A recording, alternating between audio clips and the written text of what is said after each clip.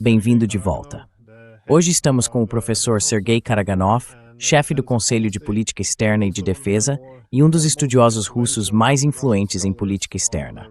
O professor Karaganov escreveu discursos para Brezhnev, assessorou Gorbachev, Yeltsin e, claro, o presidente Putin.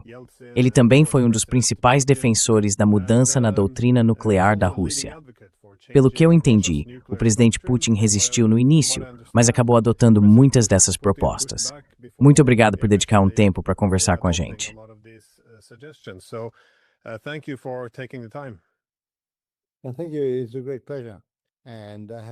Obrigado. É um grande prazer. Tenho acompanhado seu podcast já faz um tempo e, claro, lembro das nossas conversas em Moscou e em outros lugares. É um prazer.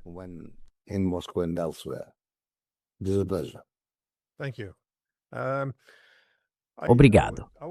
Eu queria te perguntar sobre como esse conflito evoluiu e mudou, porque nos últimos 4 anos a gente viu alguns acontecimentos impressionantes, que seriam impensáveis durante a Guerra Fria. Por exemplo, vimos países da OTAN participando de ataques com mísseis contra a Rússia. Vimos países da OTAN apoiando a invasão de Kursk, de novo, território russo. E, ao que parece, também ajudando em ataques contra a tríade nuclear da Rússia e o sistema de alerta antecipado. Tudo isso era algo que, pelo menos na época da Guerra Fria, ninguém imaginava que pudesse acontecer. Então, eu estava realmente interessado em ouvir uma perspectiva russa sobre o que vocês veem acontecendo e para onde tudo isso está indo. Porque, infelizmente, no Ocidente, neste momento, a gente praticamente não discute mais as preocupações de segurança dos adversários. E também não há muito debate sobre a direção que estamos tomando e os riscos envolvidos nesse caminho. Então, como esses acontecimentos estão sendo avaliados agora no Kremlin?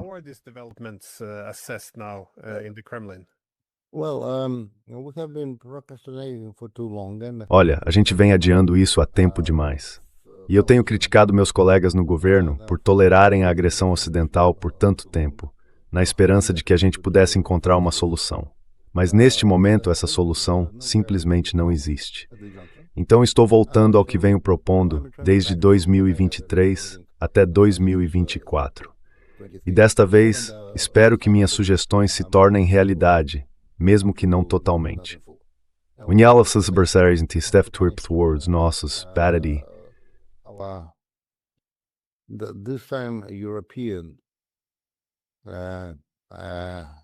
Inimigos estão travando uma guerra total contra a Rússia.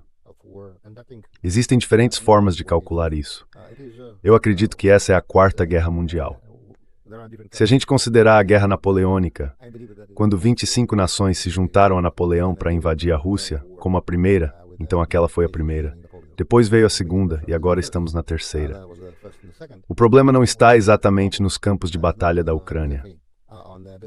O problema é que, de modo geral, a mudança sistemática da ordem mundial está provocando algo parecido com uma Segunda Guerra Mundial. Na verdade, isso já começou. Começou primeiro na Ucrânia, quando os americanos decidiram enfraquecer a Rússia, soltaram as rédeas, e depois os europeus, movidos pela ganância, mergulharam no abismo. Mas agora isso também envolve o Oriente Médio e o Sul da Ásia, e nós vemos isso como uma Terceira Guerra Mundial. Eu já decidi escrever abertamente sobre esse tema, e você provavelmente já leu um dos meus primeiros artigos. Depois disso virão também as séries que vão continuar esse assunto.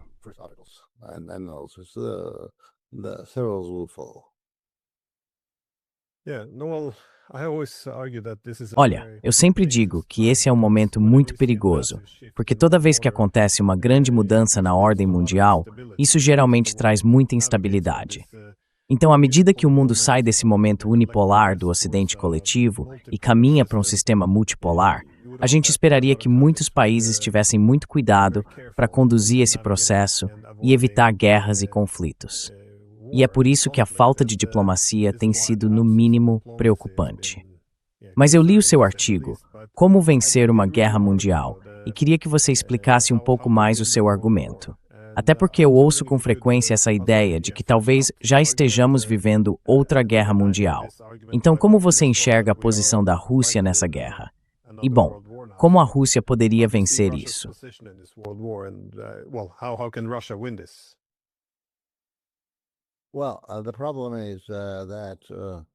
Olha, o problema é que a gente precisa vencer. E precisamos vencer por dois motivos. O primeiro é parar essa guerra sangrenta na Ucrânia, que não leva a lugar nenhum, só continua se agravando cada vez mais.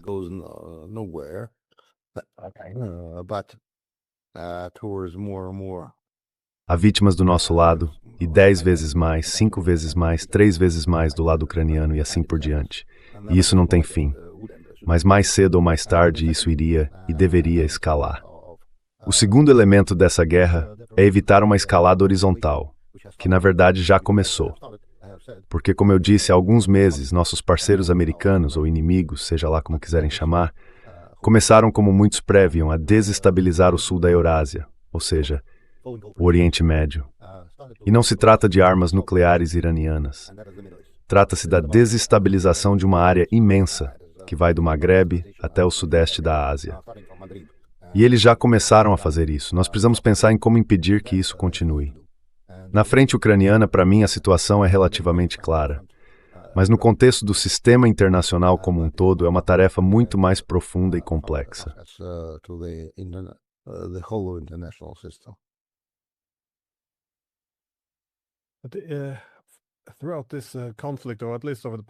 Ao longo desse conflito, ou pelo menos nos últimos 4 anos, parece que sempre existiu um dilema na Rússia. Ou seja, toda vez que o lado da OTAN volta a escalar o conflito, e o próprio lado da OTAN reconheceu essa escalada, eu sempre lembro que o Joe Biden chegou a dizer que enviar caças F-16 significaria a Terceira Guerra Mundial. Mas a verdade é que a gente já ultrapassou todas essas linhas.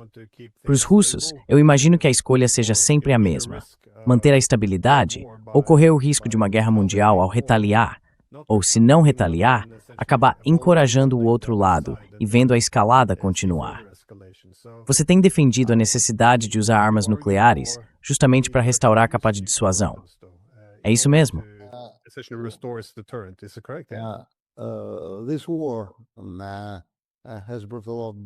Essa guerra trouxe muitos benefícios para a Rússia. O país se recuperou da sua inércia. Recuperamos nossa alma e nossa honra. Passamos a valorizar as pessoas que realmente têm valor na nossa sociedade, as elites meritocráticas, os estudiosos, os médicos, os oficiais. E o país está ficando mais saudável. Mas para isso estamos pagando com corpos demais. Então o meu conselho para o meu governo nesse momento é que a gente pare essa guerra, pelo menos na Europa, subindo um degrau na escala de escalada. Primeiro, atacando com armas convencionais alguns pontos simbólicos ou logísticos em solo europeu, nós sem tocar em 1 centímetro da Europa, como vocês podem entender. E depois, se eles não cederem, deveríamos seguir com ataques nucleares relativamente massivos, claro, apresentando algum tipo de ultimato. Some kind of ultimatum. If they do not succumb. Se eles não cederem, bem, alguns países da Europa deveriam perecer. Essa é a minha sugestão, embora eu reze a Deus, e eu sou uma pessoa de fé, para que isso não aconteça. Mas eu acredito que essas pessoas perderam a razão, perderam o senso da própria história. Essas elites são totalmente responsáveis e deveriam ser punidas. Por isso, além de muitas outras coisas, eu proponho que a nossa doutrina militar nuclear não se concentre apenas em deter ataques contra a própria Rússia, mas também em punir as elites europeias, inclusive com munições especiais que eliminem seus bunkers. E as primeiras ondas deveriam ir para lá. As elites europeias, que são insensatas e culpadas, deveriam sofrer primeiro, não os povos europeus. Mas estamos debatendo essa questão, e mais adiante esse debate vai chegar à petição.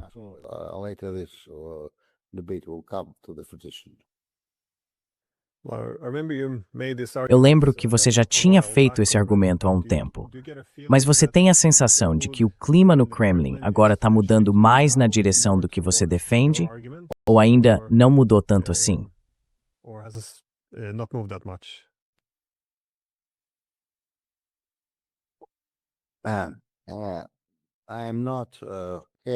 Eu não estou aqui para falar sobre o clima no Kremlin. Quando comecei, há 3 anos, a colocar essa ideia na mesa, eu era a voz orgulhosa de uma minoria. Agora sou a voz de uma maioria esmagadora, tanto nas Forças Armadas quanto nos círculos políticos e na sociedade. Mas, de novo, Eu não estou pedindo ataques nucleares em larga escala, porque eu sei que isso tiraria a inocência. O problema é que a gente precisa parar essa guerra, pelo menos na Europa. Ainda mais porque, como eu já disse, a guerra já está se expandindo e está engolindo o sul e o sudoeste da Ásia. E depois vai se espalhar, porque o ataque contra o Iraque e o Irã trouxe não só a redução de antigas transações, mas também a redução no fluxo de fertilizantes e de muitas outras coisas. The flow of fertilizers and many other things. And it was absolutely predictable. E isso era totalmente previsível. E isso significa que vamos ter uma nova onda de instabilidade também no chamado Terceiro Mundo. Eu diria que, do meu ponto de vista, o que está acontecendo é que o Ocidente histórico, que vem perdendo sua predominância em cultura, política e economia, a mesma que permitiu que ele saqueasse o mundo por 500 anos, está em busca de revanche. E os europeus não entendem muito bem o que estão fazendo. Mas os americanos, eu acho que sim. Embora o Sr. Trump, com todas as suas piadas e esquisitices, pareça uma figura engraçada, ele conduz o país exatamente como mandaram, na direção dessa revanche histórica. Nós não vamos permitir isso.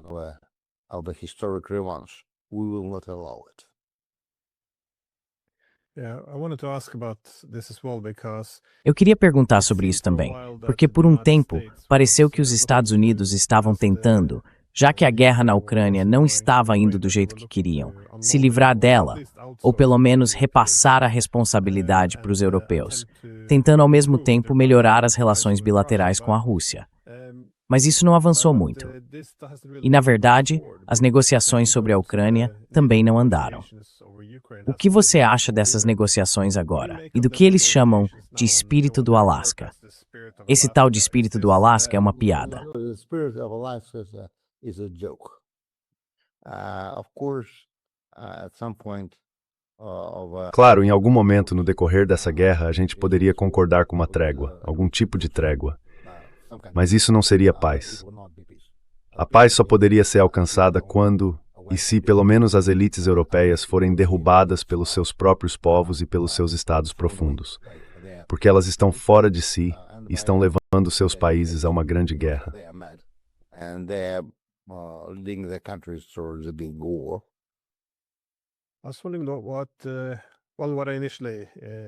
Eu estava pensando no que eu disse lá no começo sobre a invasão de Kursk, e você ficou surpreso com o apoio tão aberto que ela recebeu. Pelo menos no discurso, mas, como a gente sabe, também em termos de armas e de inteligência para sustentar isso. Como eu disse, algo assim seria impensável durante a Guerra Fria. Então eu queria saber, como você enxerga esse desdobramento?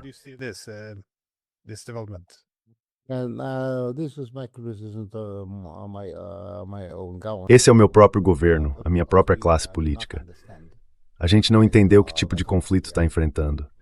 Eu gostaria que fosse algo superficial, que fosse só sobre a Ucrânia e tal, mas não é. É uma guerra mundial. E trata-se de uma tentativa de revanche do Velho Ocidente. Quer dizer, isso seria inútil, porque o Velho Ocidente vai ser destruído se continuar assim, ou o mundo inteiro será destruído. Espero que não. Mas nós ficamos pensando em como evitar, como chegar a um acordo, como encontrar soluções parciais. Brincamos com o processo de Minsk por 3 anos, o que foi um erro impressionante. E agora estamos falando sobre isso. We are talking about this spirit of Alaska. Espírito do Alasca, eu estou sorrindo. O espírito do Alasca não significa nada, porque se algum dia chegarmos a um acordo parecido com o que o presidente Trump propôs no Alasca, isso vai acabar significando que em mais ou menos 1 ano, a guerra seria retomada em grande escala, e claro, com armas nucleares. Então o espírito do Alasca é uma armadilha de um lado ou um erro do outro. Eu não confio no espírito do Alasca, embora eu espere que com o tempo, americanos e russos consigam concordar sobre algumas regras de convivência entre si. Mas os europeus não fariam parte desse jogo.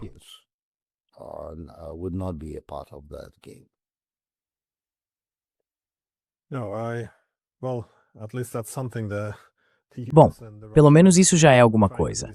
Os Estados Unidos e a Rússia estão tentando, pelo menos, melhorar as relações, embora eu tenha um otimismo bem limitado sobre até onde isso pode ir. Eu conversei há 2 dias com o professor John Mearsheimer, e ele me disse que eu devia te perguntar o seguinte. Acho que é algo que ele vinha se perguntando. O ataque ao sistema de radar de alerta antecipado da Rússia, aquele usado basicamente para detectar um ataque nuclear, o que daria à Rússia algum tempo antes de uma retaliação, essencialmente. Isso é interessante. Parece que é do interesse de todos que cada lado tenha algum tempo de aviso, a menos, claro, que alguém esteja planejando um primeiro ataque. Mas também teve, em junho do ano passado, o ataque ao sistema de dissuasão nuclear da Rússia, que, segundo ouvi do FSB, contou com a ajuda do serviço britânico MI6. Eu queria saber como você interpreta isso, porque, para mim, é um desenvolvimento bem preocupante.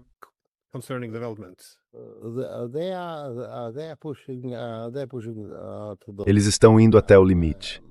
O governo russo queria evitar um confronto sem saída, e eu acho que estamos chegando a um ponto em que devemos começar a punir nossos inimigos de forma total. Espero que sem desencadear uma guerra nuclear. Mas antes, claro, quero dizer, esses crimes que eles cometeram, que nem mesmo nos piores dias da Guerra Fria se ouviu falar, precisam ser punidos. E há muitas maneiras de fazer isso, e nós estamos planejando. Primeiro, claro, atacar alvos sérios no território da própria Europa. Mas quero lembrar que nós não 1 centímetro da Europa.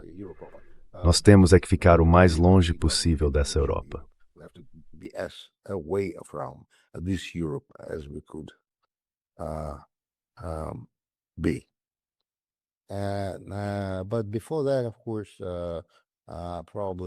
Mas antes disso, claro, provavelmente teremos que esmagar esse regime em Kiev. E sem subir a escada da escalada nuclear, isso parece impossível, ou caro demais em termos de gastar nosso material humano, nossos melhores homens. Então o meu conselho aos meus compatriotas, e eu apoio totalmente isso, é escalar o conflito. Primeiro atacando com armas convencionais, alvos simbólicos e também importantes como centros logísticos ou bases militares. E depois, se eles não pararem, let's win no nuclear, come a set as a clickly more strength. With a series of limited strikes. Before that, we have to change our. Antes de tudo, a gente precisa mudar a nossa doutrina, que está ultrapassada há 40 ou 50 anos. Deixa eu lembrar que a nossa doutrina nuclear parte da ideia de que não haveria vencedores numa guerra nuclear. Isso é uma estupidez. Haverá vencedores, pode haver vencedores, e vai haver vencedores numa guerra nuclear. Eu peço ao Todo-Poderoso que isso aconteça, especialmente na Europa. Acho que em algum momento a gente poderia até usar um ultimato com alguns vizinhos europeus, principalmente na parte ocidental da Europa, para que eles cedam ou se rendam. Mas antes disso, talvez a gente devesse buscar possibilidades de limitar.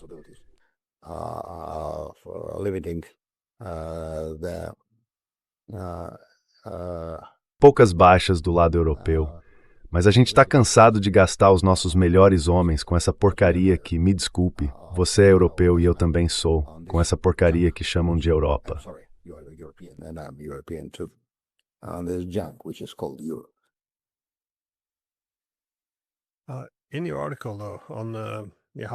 No seu artigo sobre como vencer uma guerra mundial, você defendeu várias mudanças de política para que a Rússia basicamente começasse a mudar de rumo e a restaurar o poder de dissuasão, que foi se enfraquecendo aos poucos nos últimos 4 anos. Uma dessas propostas era abandonar também o controle de armas. Eu queria entender como isso se encaixa no argumento mais amplo.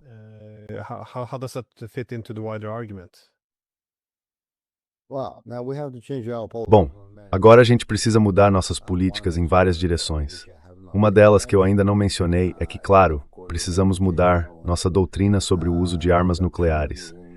E para isso deveríamos colocar ali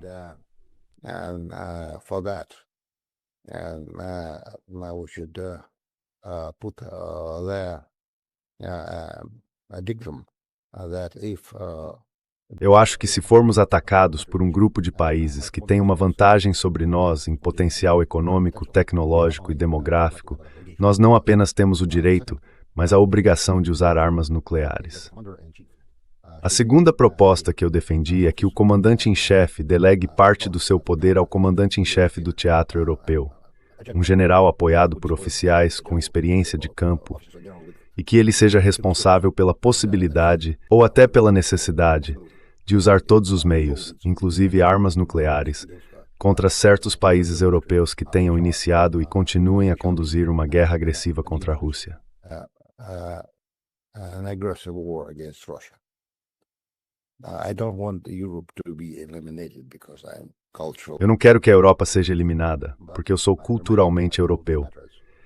Mas eu estou lembrando aos meus compatriotas que, diferente de muitos dos nossos sonhos, a Europa é a origem de todo o mal, de todas as guerras, de todos os genocídios, de tudo que há de pior na história humana. Ela está voltando à sua situação normal, e eu espero que a gente consiga evitar isso, pelo bem da Europa, pelo nosso bem e pelo bem do povo europeu. Mas os europeus precisam entender que seus países estão levando-os a esse caminho político.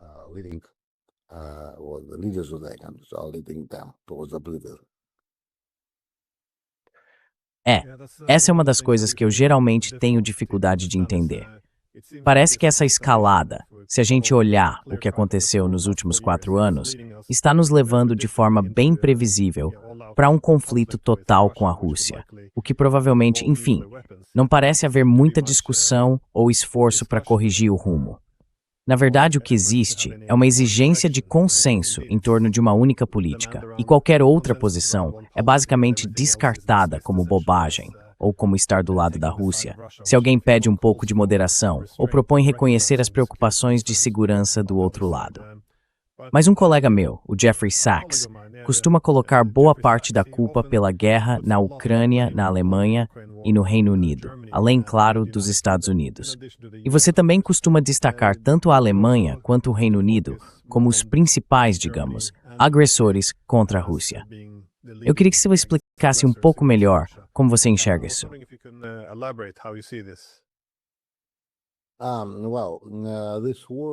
Bem, essa guerra em torno da Rússia foi desencadeada pelos Estados Unidos. Foi desencadeada, sim. Você pode ler uma série de artigos meus desde 2003, 2004. Depois a situação foi escalando, e aí os europeus entraram nesse jogo. Then Europeans jumped into this game. Now Germans, the Brits, of course. Agora os alemães e os britânicos, claro, estão jogando o mesmo jogo de sempre. Provocar uma guerra na Europa para enfraquecer o continente, colocar os vizinhos uns contra os outros e deixá-los mais fracos. The continental unite their continental neighbors and weaken them. That has been their bad habit. Esse tem sido o mau hábito deles há vários séculos. Infelizmente, nós na Rússia ainda não entendemos que estamos voltando aos piores tempos da nossa história. E quanto à Alemanha, quando, como eu disse, um chanceler alemão pede o exército mais forte da Europa, isso significa que ele está pedindo a eliminação da Europa, da própria Alemanha. Quero dizer, a evaporação total. E os burgueses alemães, e veja, temos amigos alemães em comum, eles precisam entender isso.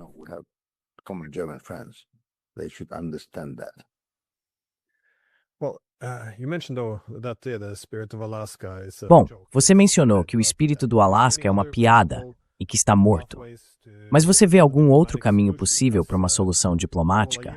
Porque, olha, há um ano, quando o governo Trump voltou, houve um certo discurso nos Estados Unidos de que era preciso buscar a paz. Eles reconheceram que expandir a OTAN até a fronteira da Rússia tinha sido um erro. Na época, defenderam uma Ucrânia neutra. Falaram também em aceitar concessões territoriais. Mas, de novo, parece que isso não levou a lugar nenhum. Na verdade, em certa medida, parece até que voltaram atrás. Então ainda existe algum caminho para uma paz diplomática, em vez dessa guerra? Claro, é preciso dar uma chance à diplomacia. Mas, do meu ponto de vista, o objetivo final deve ser a eliminação do regime Kiev. Primeiro. Segundo, a restauração das nossas terras no sul e no leste da Ucrânia. Nós não queremos tomar e não deveríamos querer tomar toda a Ucrânia, porque é uma região agrícola muito importante.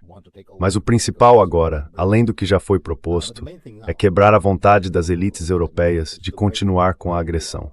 Foram eles que começaram essa agressão. Eles estão conduzindo essa agressão e devem ser punidos por isso, ou então removidos pelos próprios governos. Que os chamados estados profundos, com sorte, obedeçam ao seu povo. Quando o presidente da França fala em estender a dissuasão francesa, para outros países, ele não está apenas mentindo descaradamente de forma tola. Ele deveria ser tratado pelos franceses como um traidor, porque isso significa que ele quer ou está disposto a sacrificar Paris ou Lyon em nome, digamos, do Reino Unido. For the sake of, say, Berlin or Poznan. Berlim ou Poznan. Esses idiotas perderam completamente o senso da história. A resposta, quer dizer, essa simples busca do diabo, deveria ser punida ou eliminada. E de preferência, isso não deveria ser feito por mísseis russos, nem por tropas. Nós não vamos invadir a Europa em hipótese alguma, porque não há nada lá que nos interesse, mas sim pelos próprios europeus, que também perderam o instinto de autopreservação. Eles estão sendo guiados por patos malucos. Espero que os europeus consigam se livrar deles, mas não estou tentando me meter nos assuntos dos países europeus. Cabe a vocês decidir.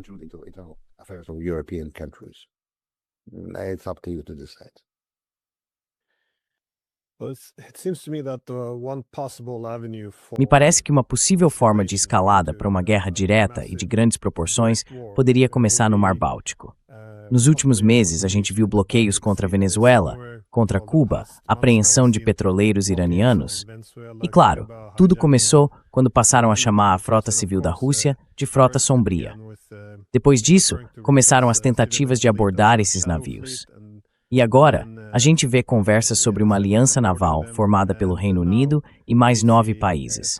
Basicamente, o objetivo seria enfrentar o que eles estão chamando agora de frota sombria da Rússia.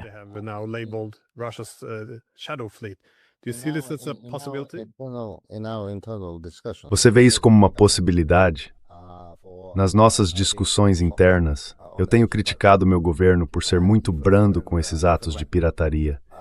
E se ou quando os canais dinamarqueses forem ou puderem ser fechados, isso simplesmente vai significar que não existirá mais a Dinamarca. Mas eu amo a Dinamarca, é um país muito bom e fica perto do seu país e também da Suécia. A gente precisa levar a sério a ideia de fazer esses idiotas voltarem ao bom senso.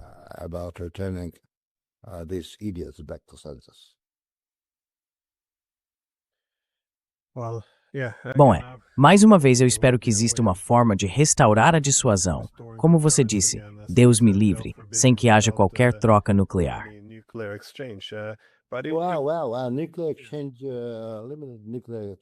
Bem, um confronto nuclear, mesmo que limitado, se acontecer, e se isso fizer esses cães loucos voltarem à razão, pode acabar sendo uma salvação para a humanidade.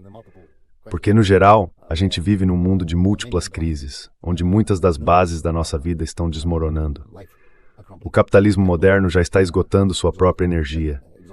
A gente vê que esse capitalismo moderno, junto com a revolução da informação, está minando o sentido do humano, desumanizando as pessoas. E isso é algo muito profundo. Agora, passando para o nível geopolítico. Nesse nível, isso se reflete nessa revanche do Ocidente, que tenta restaurar a posição dominante que já teve no mundo, aquela que permitia explorar o resto do planeta. Mas isso nunca vai acontecer de novo. Tomara que em algum ponto desse caminho a gente consiga construir um mundo multipolar, baseado no respeito mútuo, um mundo muito mais pacífico. Mas até lá, a gente ainda vai enfrentar uns 20 anos de guerras.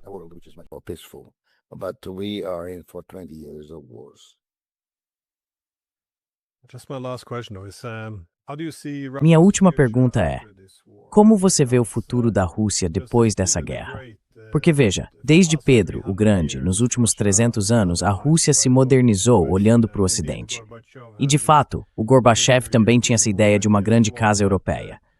Mas como você mesmo disse, com a ascensão agora do Oriente, a modernização já não é mais um monopólio do Ocidente. E a Rússia tem todos esses parceiros no Oriente também. É isso. First of all,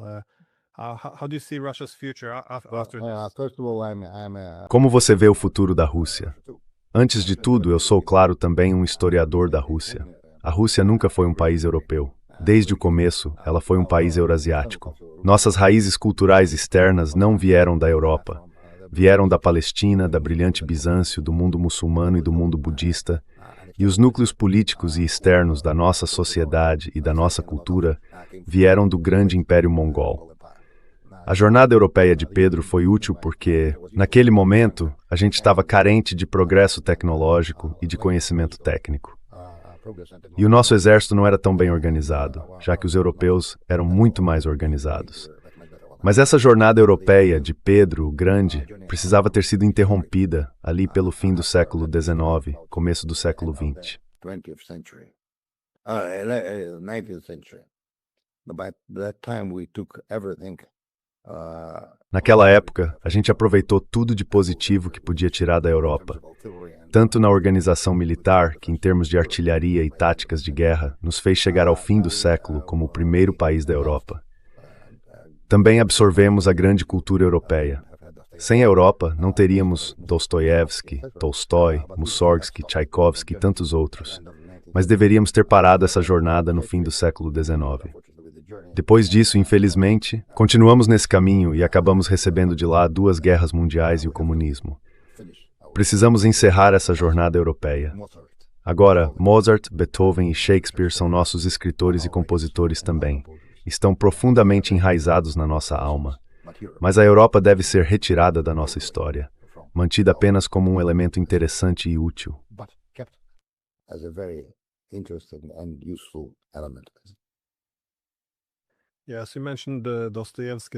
Sim, você mencionou Dostoiévski aí.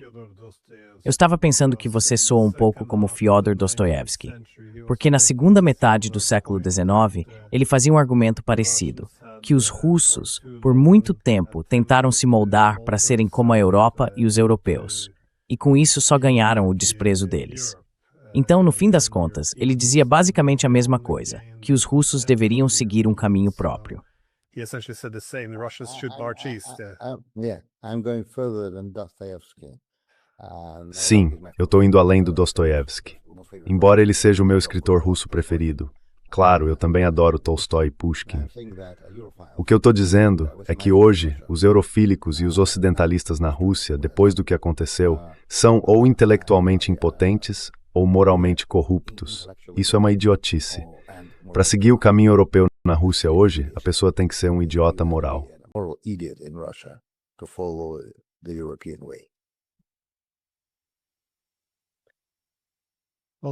Bom, obrigado por dedicar um tempo para conversar. Eu aprecio muito suas opiniões, com certeza. Mas, professor Giesen, o senhor sabe que eu tenho muitos amigos na Europa e eu valorizo muito essas amizades. Eu não quero cortar totalmente nossos laços com a Europa. Agora, com essa Europa de pessoas distantes, ainda há algumas, mas elas estão completamente doutrinadas. Eu espero que alguns mercados possam ser restabelecidos.